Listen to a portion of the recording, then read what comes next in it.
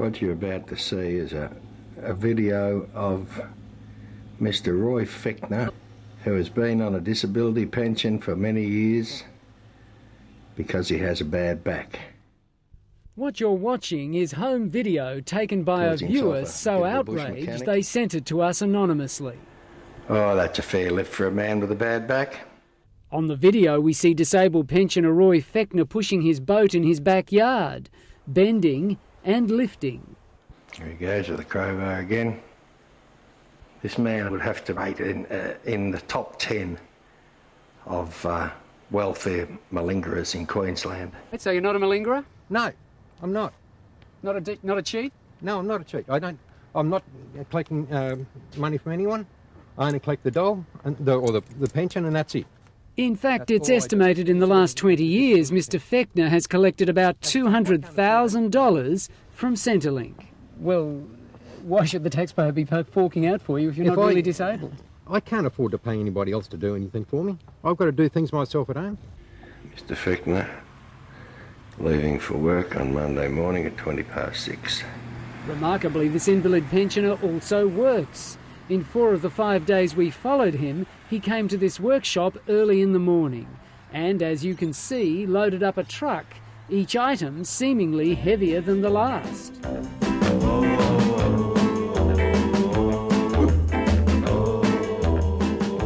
The locals tell us here that you work up to 50 hours a week. That's bull. Well, we have pictures of you working, Mr. Fichtner. Look, I go and see a friend, I may help him out a little bit, but I've never been paid for anything. Based on what I've seen, there are big question marks here that we have to investigate.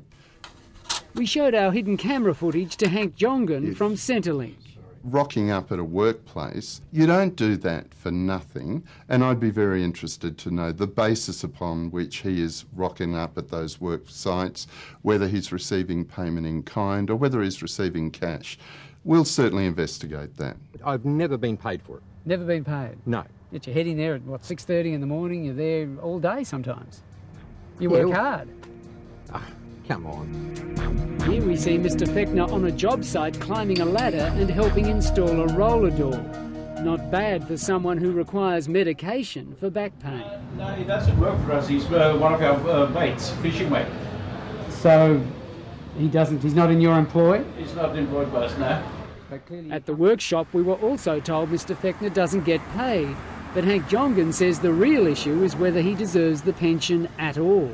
If he claims to have a back injury, we will thoroughly investigate this. So it's probably 20 years since he struck a legal blow, 20 years on the system. Last year, Centrelink says it got 118,000 tip-offs from the public, which led to 11,000 cheats having their payments cut or reduced. But is the government doing enough to stop it? Centrelink can't be catching all the cheats. If they were, we wouldn't be detecting them now. Warren Mallard runs private detective agency Lyonswood in Sydney and says in the course of his work he came across Centrelink cheats all the time. This is the person that says that he can't work and he's incapacitated, and as you can see he just jumped down there and he's running. Doesn't show. Warren says this is just one case he uncovered last year by accident. I think there's a lot more than what Centrelink believes, because Centrelink has some wonderful cross-matching databases, but that's there for the dumb ones. That's there for those that leave an audit trail. What about the ones that work for cash in hand, work under somebody else's name? How do they catch them? Over the past 12 months, we've increased the resources in this area of detecting fraud and picking up on people that are not declaring earnings or income to Centrelink. Is it getting tougher to catch the crooks? I think it's truer to say it's tougher for the crooks to get away with it. Last year, this 70-year-old woman was jailed after using a fake identity to claim more than $100,000. And this 43-year-old mother was also jailed after she tried to double parenting payments with a false identity.